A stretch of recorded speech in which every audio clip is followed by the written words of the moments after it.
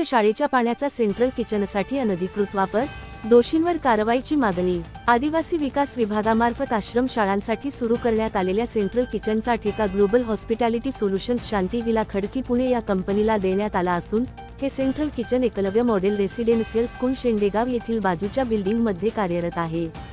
या सेंट्रल किचनसाठी आवश्यक असलेले पाणी एकलव्य शाळेच्या परिसरातून कोणतीही परवानगी न घेता घेतले जात आहे, असे दि.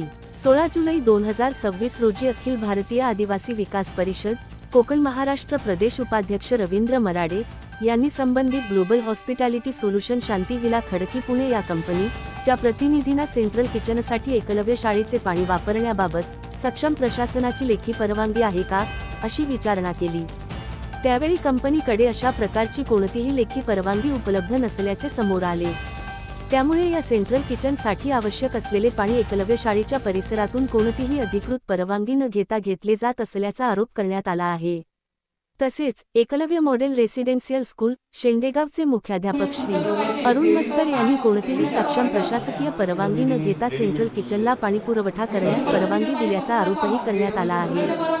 या संपूर्ण प्रकरणाची निष्पक्ष चौकशी करून संबंधित अधिकारी व ठेकेदाराची जबाबदारी निश्चित करावी, तसेच या प्रकरणाची तातडीने चौकशी संबंधित कंपनी तसेच एकलव्य मॉडेल रेसिडेन्शियल स्कूल शेंडेगावचे मुख्याध्यापक अरुण मस्कर यांच्यावर नियमानुसार कठोर कारवाई करण्यात यावी, अशी मागणी अखिल भारतीय आदिवासी विकास परिषदचे कोकण महाराष्ट्र प्रदेश उपाध्यक्ष रवींद्र मराडे यांनी आपल्या संपूर्ण तुमच्या वतीने केली आहे।